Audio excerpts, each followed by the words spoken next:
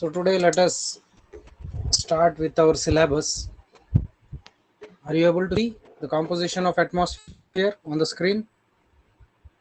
Yes, sir. Yes, okay. So we will discuss air microbiology, which is the first unit of your syllabus. If you see your syllabus, you will understand that there are certain objectives, there is a certain criteria why you should study air microbiology. What is the need to study air microbiology? The points are given in your syllabus. Go through that. The aims and objectives are very important. This is applied microbiology paper, and as I said, all the knowledge which you will gain from this particular unit has to be applied in your real life. For that, air is a dynamic environment we have seen in our last lecture.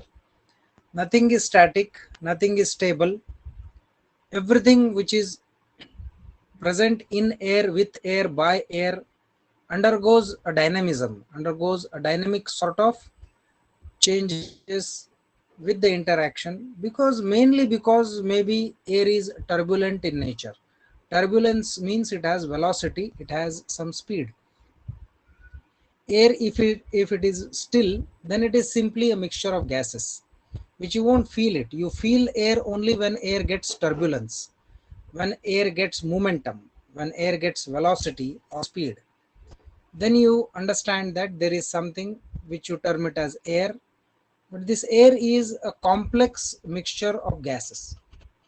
Which are those gases present in air? Which are the components, and how do they affect the presence or absence of microorganisms in air?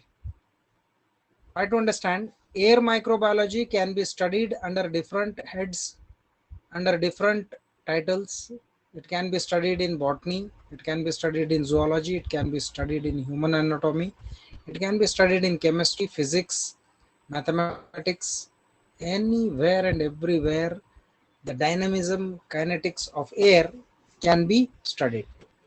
But you have to stick to one particular platform, which will be called as microbiology. So we will be mostly focusing on air microbiology, microbiology of air.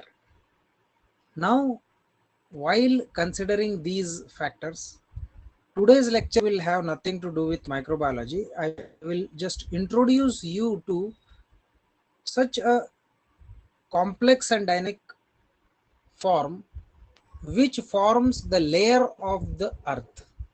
If you see on the screen, there is a aerial view of earth. It is made up of water, land, soil, and as you go upwards, there are stratas of air. Each strata has a definite physics, chemistry, up to some extent microbiology. That is how maybe the disease causing microorganisms, they travel from far away distances and have the potential to cause diseases in peoples who are people who are living far away from each other. Best recent example is maybe the COVID coronavirus, which traveled from China to all other parts of world, or maybe why to say China, we don't know that. From any part of the country to any part of the country it travels. That is how endemic, pandemic, they are spread. So what is this atmosphere? What is this layer which is present on the earth, which harbors certain mixture of chemicals, has a definite physics, there is a physical dynamic to air, and taking advantage of this, microorganisms, they thrive, not deliberately, or not, what you can say, forming a colony or like that, but definitely they involuntarily are drifted into the air from the soil, mostly from the soil. Whatever the microorganisms they are present in the air, they are added from soil due to the turbulence of air. Turbulence of air is the momentum, velocity, or the speed, flowing nature of air. Now why this turbulence is acquired? Recently, we saw a huge turbulence which caused the depression Gulab, and it resulted into a storm which we are daily experiencing. The rains are continuously falling in Marathwada region as well as Maharashtra. That is depression in some sea, and the depressions are caused by wind turbulence. So it has a great impact on the atmosphere, the natural cycles, that is the seasons, summer season, winter season, rainy season, etc. So all this can be studied, means they have a huge depth of their own. What I want to show you through this unit is the microbial perspective of air. But before understanding that, you need to know the dynamics of air. So today's lecture will be mostly dedicated to the atmosphere, its composition, its layers, and some interesting facts which you never heard before. So what is this atmosphere? Atmosphere is a mixture of invisible gases which are permanent as well as non-permanent, that is variable, and they contain suspended microscopic particles.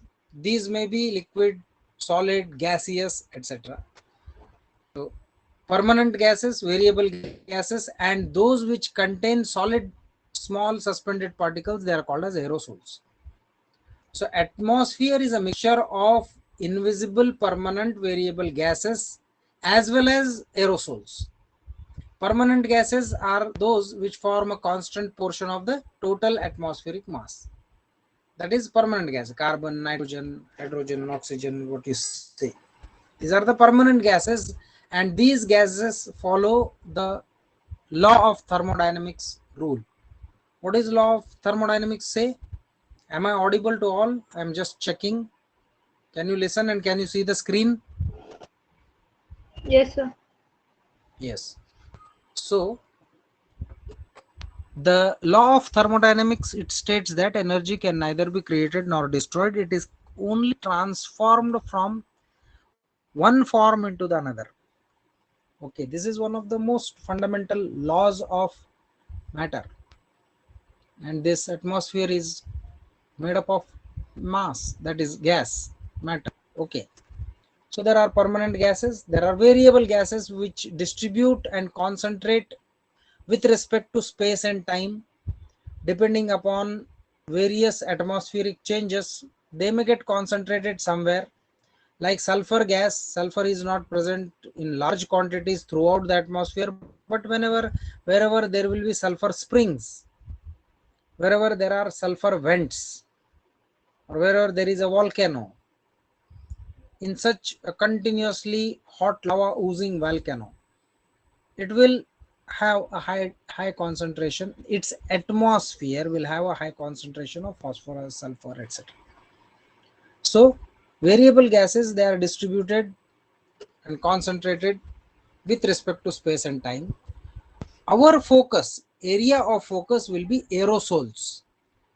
Aerosols are those suspended particles and liquid droplets.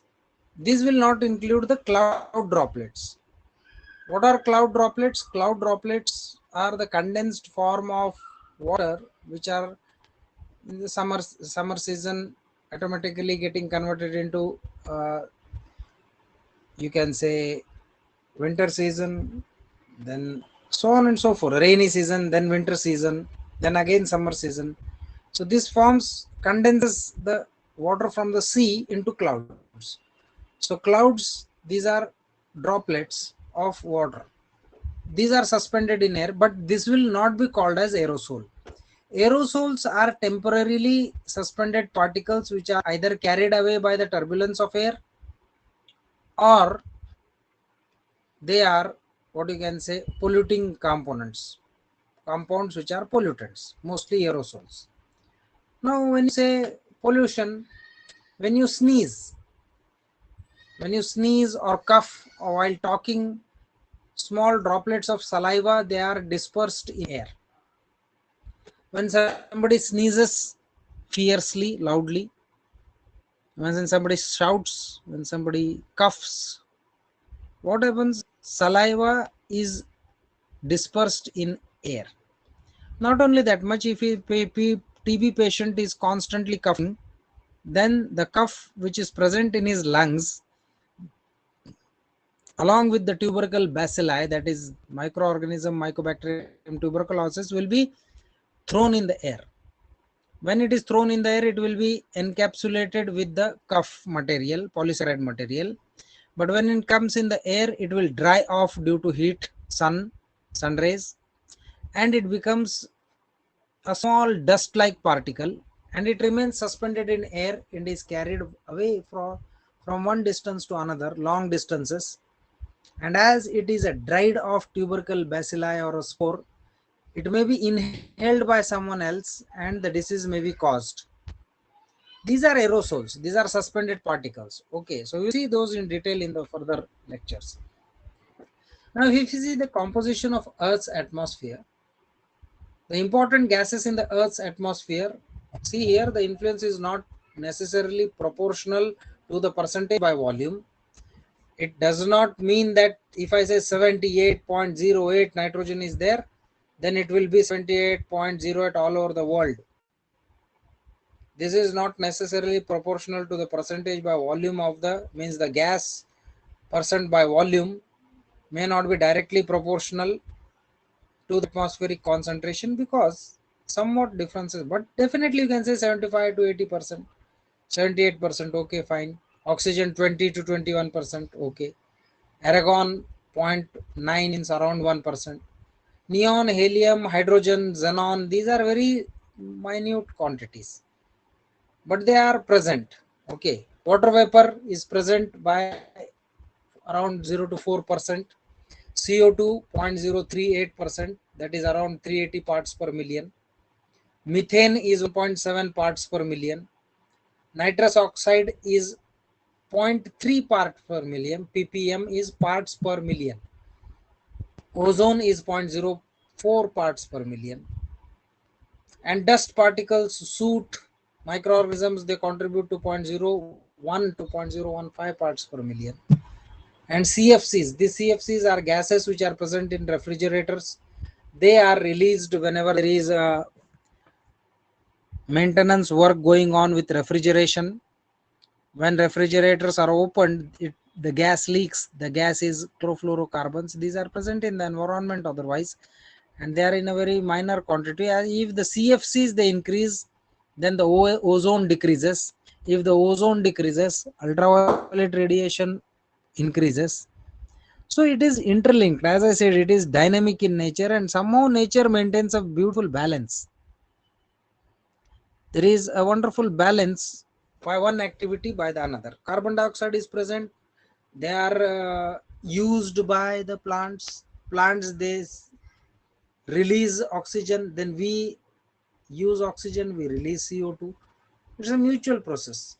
Of course, one of the main purpose or the aim of this paper is to understand how natural cycles and natural balances are being destroyed by activities of man. One of the points, not that is the only point I am saying. One of the point which you have to understand is that our daily activities, they are seriously imbalancing nature. So for that you have to understand various aspects. So you can see the composition of air or the Earth's atmosphere will be the most suitable word. You have various gases. As I said, it is not necessarily proportional, but may vary up to 0.5 to 1-2% geographical variation may be there. Now the permanent gases, they are nitrogen, oxygen and argon. 78% nitrogen is there. Okay. Sir, Yes. I can't see the changed slides. Can you change it? Who is seeing the slide? What is the slide right now on the screen? Sir, it is showing composition of the atmosphere. Other somebody else? Sir मला सर्वांना पण तीच अजून कोणाला काय दिसतंय? First slide दिसते of the atmosphere. बर.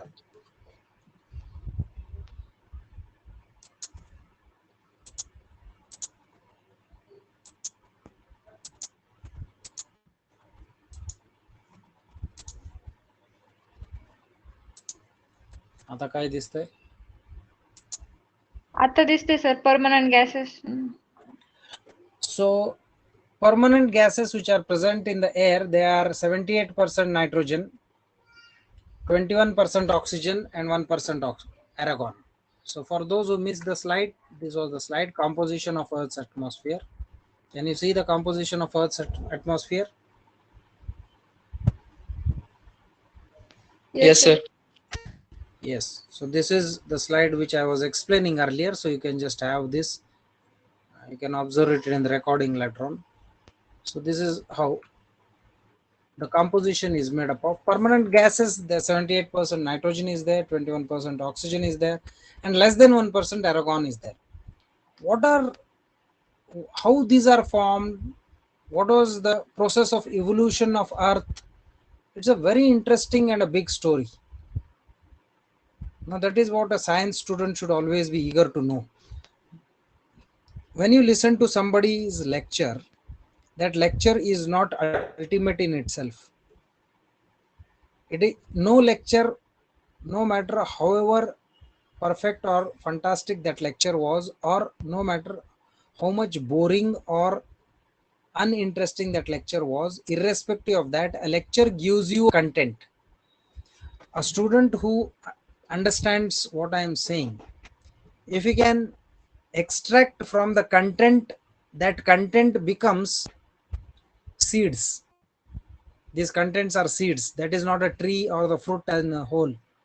Then you have to nurture those points. You have to put down various points in your notebook and explore multiple perspectives which the teacher has not taught. Teacher will never teach you everything. He cannot. As I said, now from where did these gases come? How did they get stabilized at this percentage? When nitrogen was being formed on the earth, nitrogen started production 1%, 2%, 3%. How did it stop at 78%? What happened? How was the earth formed? How are these gases formed? It's a beautiful, interesting and a never ending story which students of science should know. The students of science should have a urge to understand the evolution of earth, evolution of man, so on and so forth. For that, some very fantastic good books are there which are not related to your syllabus. But for that, you have to have time. You have to have time away from your entertainment values. Most of the time, you are always in an entertainment mode, and you want to finish up the lectures, you want to finish up your studies, but never want to finish up your entertainment. You never want to finish that part of your life where you are entertaining yourself either by eating food, wearing good clothes, in a festive mood, or watching some movies, playing something, chit chatting with your friends. All this comes under entertainment mode of life. And the other part comes under study, knowledge part.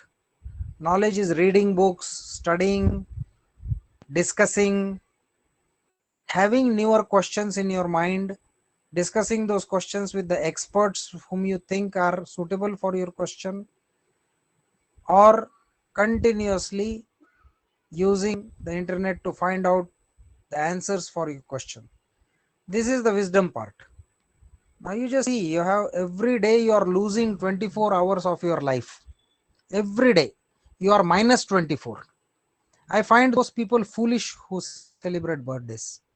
They should celebrate their death days. You are moving closer to death. What you are celebrating? That how foolishly I lived so many years.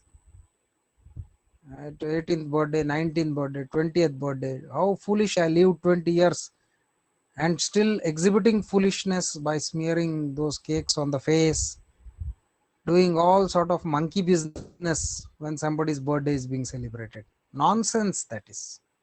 Utter nonsense. We are evolved into human beings with some intellect, some wisdom, some knowledge. So, how we evolved? That is the question. How did the earth evolve first? Then on that, how did the life forms evolve? How did the life forms evolve into such a huge modern man? Think about a time when the man may have thought about, one day I want to fly in air. What a foolish thought that would have been. Wright brothers, they brought that dream into action. They failed. The first commercial flight which was run in England carried some passengers. I don't remember, 20 to 60 passengers someday. A flight full-fledged. This is long after Wright brothers' success. The first commercial flight which took off from Britain took off, fell down, all the passengers died. Why? Because they had windows made up of the windows like buses and trains. As it went up in the air, the high pressure of the air, high pressure, full velocity, and whatever happened in that strata of air, it first of all broke all the glasses. Pressure imbalance created, torrent of air and everything imbalance, plane came down, all died. But did man stop his quest from flying? No. Today you have Boeing jets which carries 300 to 500 people from one country to the another country within unimaginable space of time. That is what quest is. That is what evolution is. So how did this earth evolve? How did this percentage got fixed into a point where you say today with very firm confidence that nitrogen is 78%, oxygen is 21, argon is less than 1. Why argon is less than 1?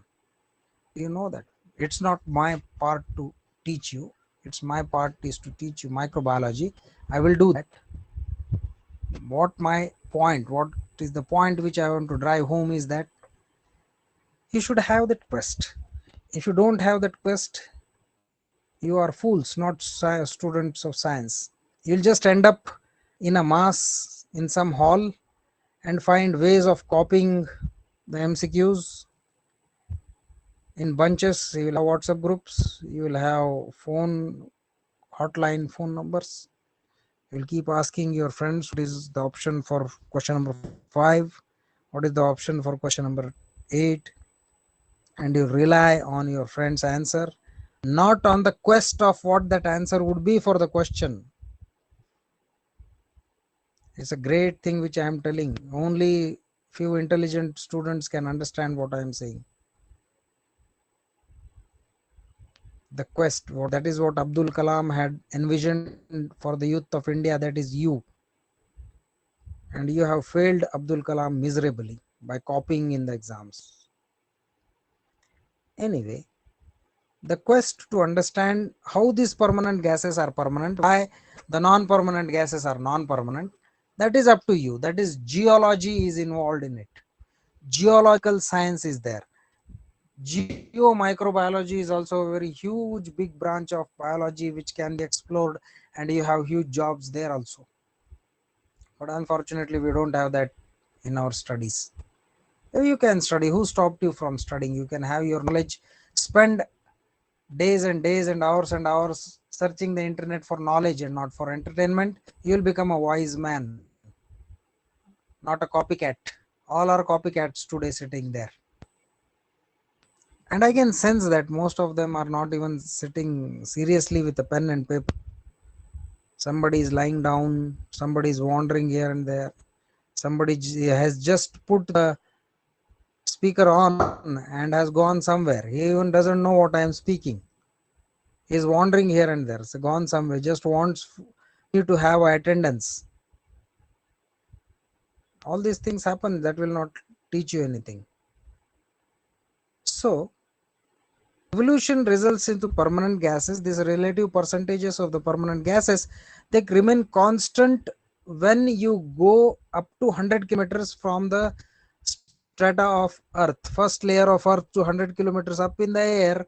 These composition of gases, they are almost constant, and this layer is called as the homosphere, because homogeneous gases are there. Gases are relatively homogeneous in nature. Therefore the first layer of earth of the atmosphere is called as homosphere, around 80 to 100 kilometers. These harbor a relative same concentration of gases. You can see here homosphere and heterosphere. The homosphere is around first 100 kilometers. Then from 100 to 200 there is heterosphere. Above 80 till 200 around, which has a lower density of air. Okay, lower density of air, heterosphere. Molecular collisions are less. Means what happens when the dust particles etc are present in homosphere? There is a huge wind turbulence. They collide with each other. They can even enter your nostrils. They can go inside your nose, enter into your lungs and cause disease. But heterosphere, as you move upwards, the collisions are less because lighter molecules they float on the top. This is heterosphere. Above that, and heterosphere contains various different types of classifications which are studied in environmental sciences. Here homosphere is made up of 2 to 3 layers: troposphere, stratosphere, and the first layer of heterosphere is mesosphere. Of course, you are not needed to recall all these things. This is not part of your syllabus, but I am telling you because if you understand these things, as the distance moves upwards, the density of the molecules it decreases and they become insensitive to gravitational settling. Microorganisms, they are insensitive to gravitational settling. They don't settle down and they remain afloat in the air. As they remain afloat in the air, they keep on moving, they keep on floating from one place to another place, and if these are harmful microorganisms, they can cause disease.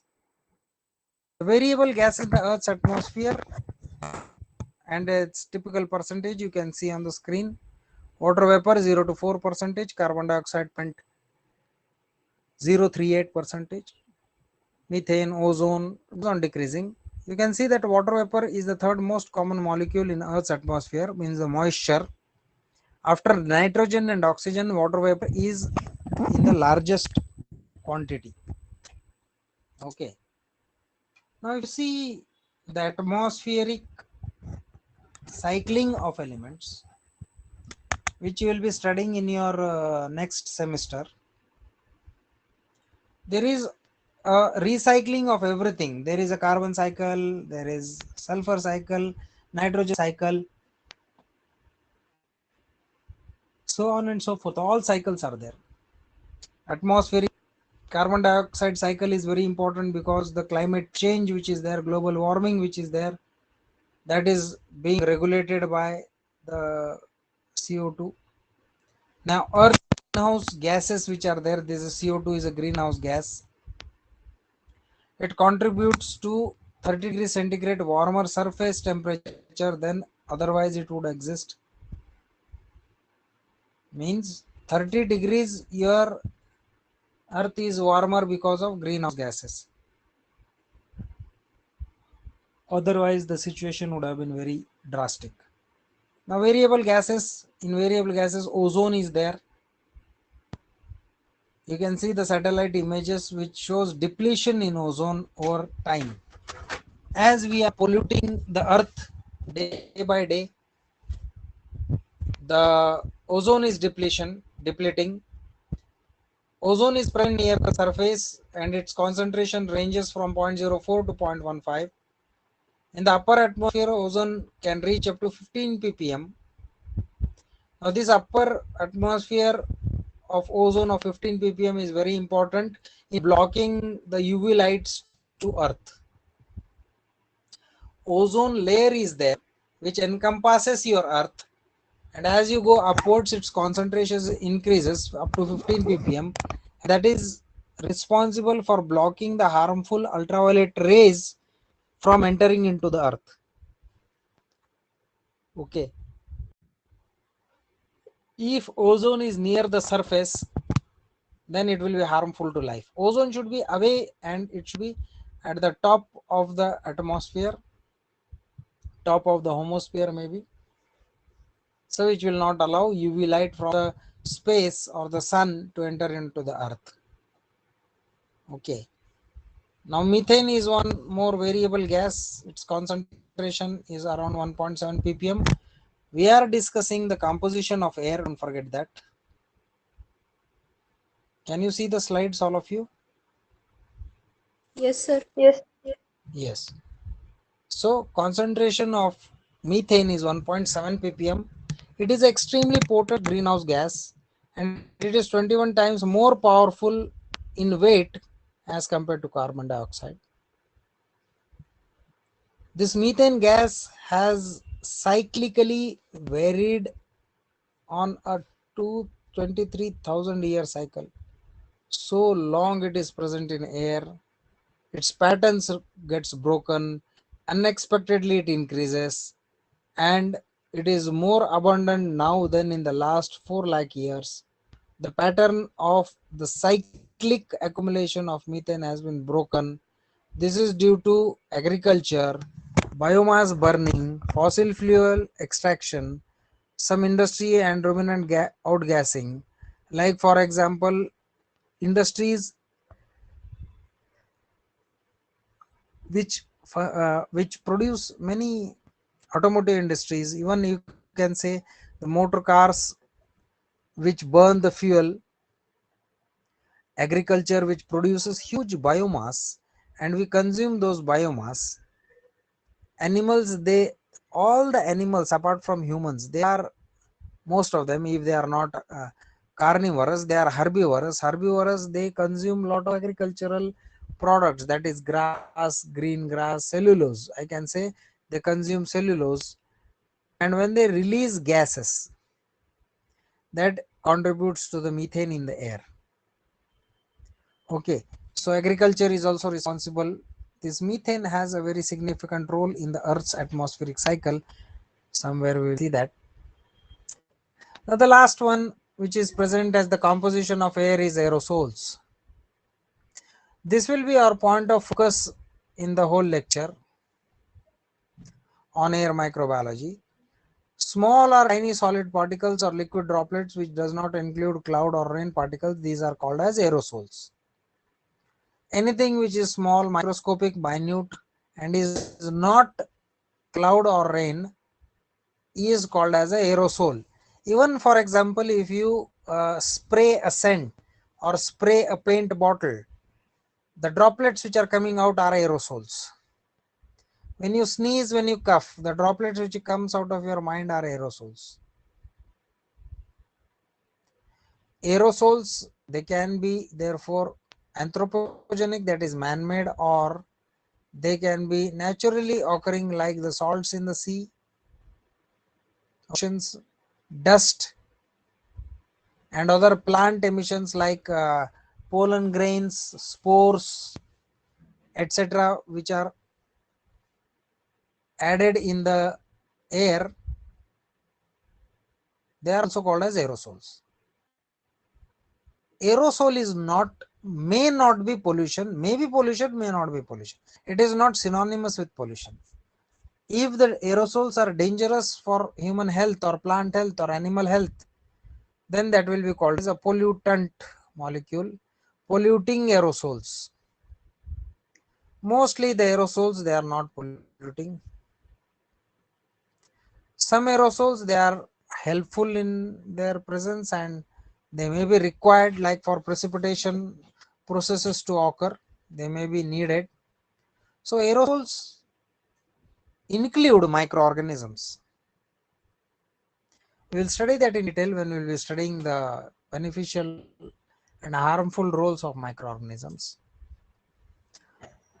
Now we come to a question: what determines the atmospheric composition?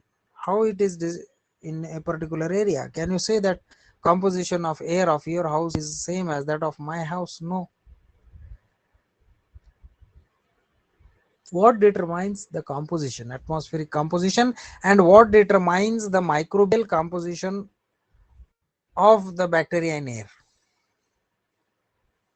Now, if you talk about gases, composition of gases on the earth is determined largely by how the gases they move into space. Gases, they are, as I said, dynamic in nature. They will be in a constant state of reflux movement. and they will always try to get released, just like a balloon, air in a balloon. What is there? Even if you tie the balloon, the complete quest of that air is to get away from the balloon. If you have a full blown balloon tied with thread, or have a pinch there, you'll understand that the air is still. But what is the air trying to do always? It is not trying to give shape to the balloon. It is always trying to get out. Remove the knot, release your finger, suddenly the air rushes out. Like that, composition of gases on the planet is determined by how easily gas can go and escape into space. Okay. Of course, all the life forms and the geological activities which are going out in the air are also responsible for the composition, dynamism of the composition. For a gas to escape into space, it should reach the escape velocity, and escape velocity is the speed required to overcome the gravitational pull. Away from the gravity, it should remove and go into the space. That is the escape velocity. And molecular velocity is the movement, kinetic energy, velocity, turbulence. These two things gives the air a turbulence. Remember that thing. Air is always trying to escape into space, therefore it has escape velocity. And the molecular velocity is, as the earth is in a rotational field. Can you see the slide? Can you hear me? Can you see the slides and can Yes, you sir. hear me? Yes, sir. Yes, sir. Just Sir, now the electricity has gone off, so I don't know. Yes. Sir एक question होता ते जेव्हा aerosols असतात ना ते सॉइलमध्ये droplets microbes वगैरे असतात जे हवेमध्ये जात असतात ना मग त्यांना जे हवेमध्ये जातात तेव्हा त्यांना ग्रॅव्हिटेशनल पुल नसतं म्हणून तर ते वर जाऊ शकतात ना मग त्यांना तुम्ही म्हणले ना एस्केप वेलोसिटी असते मग ते कसं क्वेश्चन लिहून ठेवा, आपण शेवटी डिस्कस करू. ठीक सगळे आहे क्वेश्चन लिहून ठेवायचे, नंतर डिस्कस करू आपण शेवटी. Last 5 minutes will be the question session. तेव्हा तिथं विचारायचं सगळं. ठीक आहे ऐकू येते सर्वांना? करंट गेलेले आहेत माझ्याकडे तरी. See that if you can see the slides and have these questions written down on your notebook. At the end of the lecture we can discuss those. Questions are important, but discussion is also important. We'll have that in the end. As I said, turbulence of the air is very important, and that is the one which gives rise to a dynamic nature of the microorganisms or the dust particles or the aerosols present in air. Turbulence is acquired by Turbulence as well as the composition of the air is determined by two factors, escape velocity and as well as the molecular velocity. Escape velocity is the speed required to overcome the gravitational pull of the planet and then trying to escape into space, which usually doesn't happen. It doesn't happen because hundreds of kilometers you are having a homogeneous composition and atmosphere is present. All this will be imbalanced when maybe one day if the ozone is lost due to heavy pollution, then all the gases will escape and there may be a, what you can say, huge natural disaster on the earth. Who knows? But right now, as long as ozone and the atmospheric integrity is maintained, it is quite obvious that these gases will have a dynamic form, but they will remain constant throughout. And the escape velocity is always in action, molecular velocity is always in action, which gives rise to the turbulence. So in short, I can say water vapor is a gas which includes carbon dioxide, methane and ozone, which is responsible for the greenhouse gas effect. Gases on Earth are different from gases on other planets. We have nothing to do with that, but remember that the gases present on Earth primarily, even though if the composition of oxygen is very less, you see the composition. I will show you the composition. Oxygen is 20% and nitrogen is 78%. Even if the composition is less, we have evolved ourselves with lungs, hemoglobin, oxygen carrying protein, heme protein, hemoglobin, blood, in such a fashion that we can trap this oxygen when we inhale this mixture of gases. When we inhale mixture of gases, naturally you are inhaling 78% nitrogen also, but all 78% you are giving out, and only oxygen is getting trapped because in the lungs, via the lungs which filters it into the bloodstream, there in the bloodstream there is hemoglobin which traps it.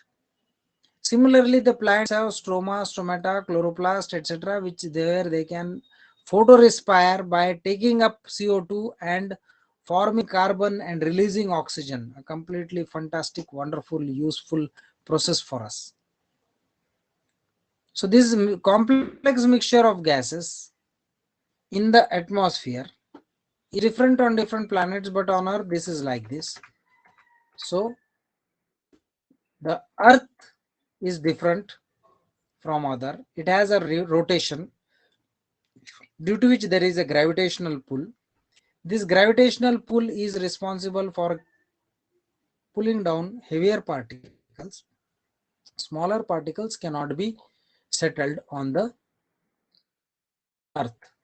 So we call such small particles, that is microorganisms, to be insensitive to gravitational settling.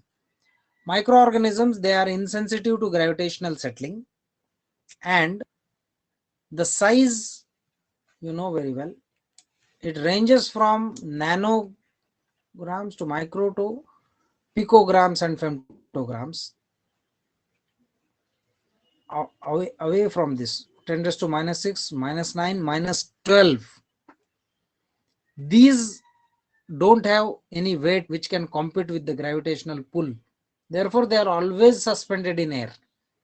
Whereas dust particles, they may be somewhere millimeters, centimeters in size, and they will get afloat in air. They will come down when there is no turbulence. They will come down when it rains heavily.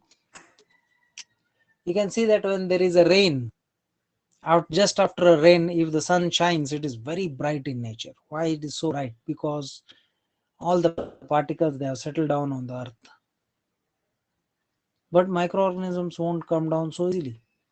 They are insensitive to everything. And once they settle down, again they will be added by turbulence. And from another part of the world where there is no rains, they can be brought to your part of the world where there are rains. So microorganisms, they are not that sensitive. So they are always present in air. But air is not a natural habitat for the microorganisms. Air does not have a definite composition which Sir, you can say. Yes. आमचं lecture चालू झालं. 11ला आहे, माहित आहे मला. 11ला 2 मिनिटं आहेत अजून. आणि ज्यांचे लेक्चर्स आहेत ते लेक्चर सोडून जाऊ शकता. बिलकुल बिंदास सोडून जायचं. 11 वाजता सोडून जायचं. मी माझं बोलणंच कंटिन्यू ठेवणार आहे. तुम्हाला नंतर रेकॉर्डिंग मध्ये बघता येईल. ज्यांचे लेक्चर्स आहेत त्यांनी सोडून जायचं. आलं लक्षात?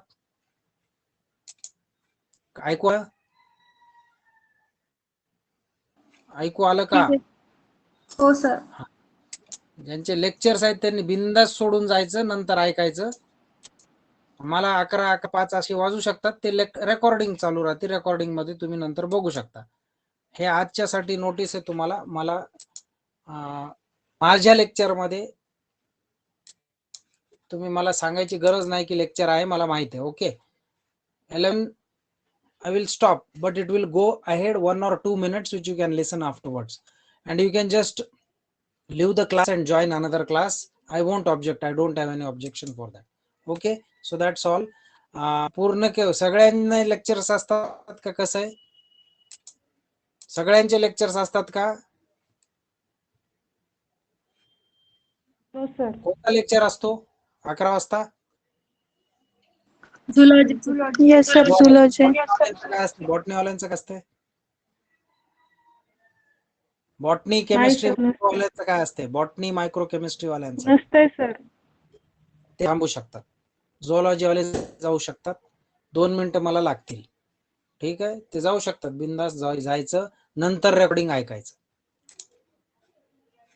ओके, यू कॅन बिंदास जा, काहीच हरकत नाही. मीन्स मी I have no objection, that is your right to go. So I will complete my slides which I have to say here. Okay, 2 to 3 slides are there. You can afterwards you can see that. So those who are present, you can just listen. I will end up here, and those who want to go, you go and listen to the recording afterwards. So the layers of this earth or the atmosphere which are there, the vertical structures, they are often divided by the scientists. They are broken into different layers, and layers, they are often defined by change in temperature. Now all these factors, they affect the presence of microorganisms in air. Microorganisms जे आपण ह्याच्या पुढे शिकणार आहोत, what we are going to study, they have somewhere this impact of the layers. Different types of layers are there, and these layers are naturally present. This is not that these layers are, you go with some testing instrument, you can see these layers. No, these are invisible. Over the years, many years, scientists, they have studied these layers, and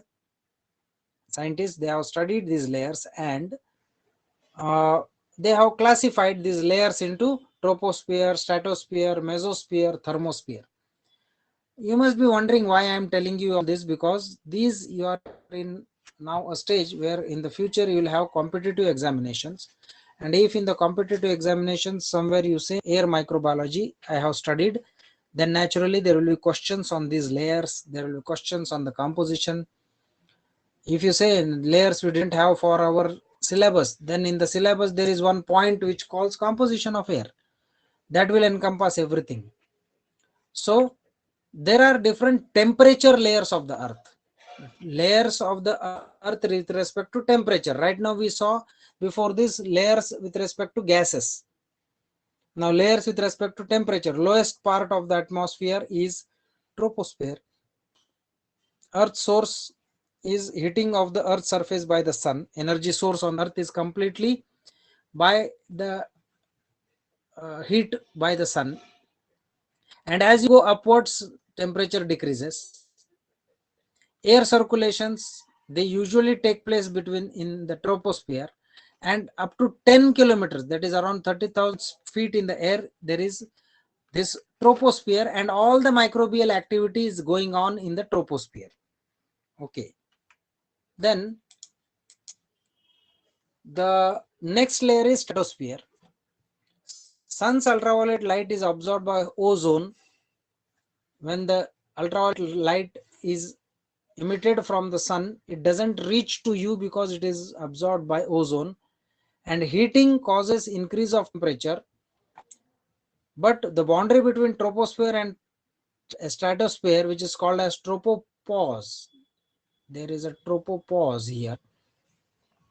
Here is there is some sort of stability of the temperature, and stratosphere goes from about 10 kilometers. Earlier we saw troposphere from 10 to 50 kilometers, it is stratosphere. Now you can see the temperature variation here. Temperature variation. Temperature. This is temperature. You can see here temperature is decreasing in troposphere. It is somewhat stable. Follow my arrow here. This is zero temperature. As you go to the right, it is 60, 70 degrees centigrade. You go to the left, it is minus 20, minus 40, minus 60. So you can see here the temperature decreases as you go up, then remains constant. After a certain phase, it increases. Then again it remains in stratosphere, stratopause, it remains. Then again decreases at the top. And as you go on the top around some 90 kilometers here, this is kilometers, it again increases to a great above 100 degrees centigrade. You see around 60, 70, 80, 100 it goes. So this is how the temperature is distributed throughout the atmosphere, and you have different layers on the basis of temperature. Mesosphere is above 50 kilometers, very little ozone, no solar heating. It continues to cool here. As you can see, again it is cooling. It is cooling. And mesosphere extends from 50 kilometers to 90 kilometers here above the surface. again there is some stability. And then the thermosphere, which is the topmost above 90 kilometers, the residual atmospheric molecules which absorb the solar wind, X-rays, gamma rays, they get heated. Absorbed energy causes increase in the temperature. Air molecules, they move fast. Pressure is very low at these heights. Pressure is very low at these heights. And this is the composition of the atmosphere on the basis of temperature. Because temperature is also very important component, which is an important factor affecting the survival of microorganisms in air. Okay, so importance of stratosphere, mesosphere and thermosphere is that as in the space, solar nuclear particles like X-rays, gamma rays, other nuclear particles also, plus ultraviolet light, they have the capacity to get absorbed by living cells and they damage the living cells by mutations. Okay, this is the importance. If it is high, then cells will die. But the atmospheric temperature as well as the layers of the gases, they maintain such layers that ultraviolet or harmful radiations don't reach the cell. Thermosphere, mesosphere and stratosphere, they actually shield the life on the earth from these damaging rays. This is the importance of stratosphere, mesosphere and thermosphere. Remember this thing, this is very important. Okay, so from here tomorrow we will try our journey to understand air microbiology. Now you have understood the composition of air, you have understood gases present in air, you have understood the composition, that is escape velocity, etc., molecular composition, etc. And with respect to this basic knowledge of composition of air, we will try to understand air microbiology, which is also called as aerobiology. It will be somewhat partial to call air microbiology, because it is aerobiology, which will have fungal spores, botany, zoology, everything will be there when in parts and bits. But we will focus more on the part where we will study microorganisms. Okay, so that's all for today.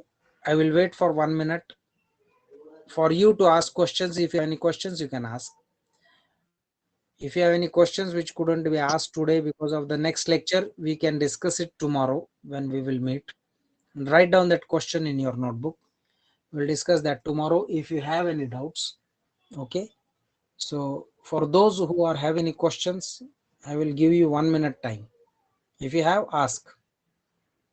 Sir तुम्ही सांगितलं होतं ना की जे aerosols असतात त्यांना पुल करण्यासाठी जो escape velocity असते जी ओव्हरकम केल्यानंतर ते हवेमध्ये जाऊ शकतात. तर जे मातीमधले जे मायक्रो असतात ते त्यांना ग्रॅव्हिटेशनल पूल नसतो म्हणून तर ते वर जातात ना.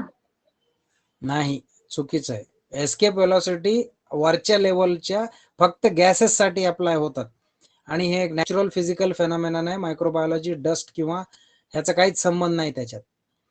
गॅसेस जे आहेत ते सतत एस्केप व्हायला प्रयत्नात असतात. मी तुम्हाला फुग्याचं उदाहरण दिलं ना, तसं ते गॅस एस्केप होऊन स्पेस मध्ये जाण्याच्या प्रयत्नात असतात. त्याच्यामुळं एक त्यांचं एक कॉम्पोजिशन चेंज होतो, chemical composition of gases change होतात. डस्टचं काही नाही. डस्ट जे आहे एअर टर्ब्युलन्स मुळे हवेत ऍड होतात. ठीक आहे सर. कळालं का? ते हो म्हणजे सर. वरच्या लेवलचं आहे, डस्ट हे खालच्या लेवलचं आहे. डस्ट ऍड होतात पण एअर टर्ब्युलन्स मुळे होतात आणि डस्ट ऍड झाल्यामुळं मायक्रो ऑर्गॅनिझम्स ऍड होतात. डस्ट हेवी असतो म्हणून डस्ट सेटल होऊन खाली पडतंय. Dust is sensitive to gravitational settling, ते खाली येऊन पडतंय. पण त्याच्या सोबत जे मायक्रो ऑर्गॅनिझम्स वर गेलेले आहेत ते इनसेन्सिटिव्ह टू ग्रॅव्हिटेशनल सेटलिंग असतात, कारण त्यांना वजनच नसते. मग ते वर्षानुवर्ष ते हवेतच राहतात. हे पॉइंट. ठीक आहे. हा सर, ठीक आहे. Okay, any more questions? Sir, General Microbiology by Pawar and Daginawala book is good for this base years. Every book is good but is not complete. for any syllabus. Any book which has a title, which has an author, which has a publisher is good for knowledge. Now, most of the time what happens, just like as Subodh asked, is the book good? Your question is mostly directed at what I suppose examination questions and answers. Now, when you ask for a reference, first clear in your mind whether you want to study for knowledge or just for exams. If you want to study just for the sake of exams and just for marks and nothing else, which I don't know, for me it's a very bad idea, but with changing times and new generation, that may be a good idea for you, I don't know. For that, the notes and which are available at the Xerox centers are fantastic, because those are also our notes only. Okay, but if you have to go for quest for knowledge, explore different domains, you can start with Power and Daginawala, which is very basic. You can go to a higher level. Now let us say air microbiology. When I was thinking about air microbiology in my MSc, I found such a huge concept that I thought of writing a book on it. And I wrote a book on it, Air Microbiology by Dr. Aithal. Then I involved Vakte sir and Manohar sir into it, and then we published it. I put their names also. They helped me in editing and some additions, deletions. So you see, you can't say that there is one book which is sufficient. Okay, you can refer Air Microbiology by Aithal, Manohar and Vakte. You can refer modern approaches to environmental microbiology and agriculture by Aithal and Kulkarni. You can Yes, sir. refer I ordered that book. For soil Yes, microbiology, I ordered your book. soil Aithal and microbiology is Kulkarni. there. Yes, Aithal and Kulkarni would be good for soil. Air is also very elaboratively mentioned in the sewage is there. So many aspects. Environmental microbiology is there. Composting is there. So we have in that book, Kulkarni, I can say Dr. Late Kulkarni, he passed away last year. My very good friend, my classmate, he's no more. But when we used to sit and discuss, we encompiled syllabus of 3 to 4 university, Marathwada University, Sant Gadge Baba University, Pune University, and Bombay University, and we came up with this book. So why other universities? Because we have an exhaustive syllabus and huge knowledge base can be encompassed in one book. So when you study, you should have a broad vision, and you can also simultaneously use internet also. And the internet is one very big aspect of today's knowledge quest, I would like to say. When you will change your entertainment mind to knowledge mind, remember you will gain so many things. There are beautiful journals on environmental microbiology and air microbiology, which have paper publications. Research is going on daily. Scientists are publishing huge data. They are publishing huge data. There are so much perspectives of one particular thing, and whatever which finds interesting to you, you can study. So that is a good book, but not the only one-stop book. It is not a one-stop book. You will have to refer few pages from here, few pages from there, few pages from internet, few pages from your own, few pages from the notes which you prepare on your own, some points from my lecture. Like that, you have to compile a knowledge note which will be of your own, not second-handed. Okay, Subodh? Yes, sir. Okay. Any more questions? If you have no questions, I would like to end the session. We'll meet tomorrow again. So still I will wait for 1 minute. If anybody has any questions, you can shoot.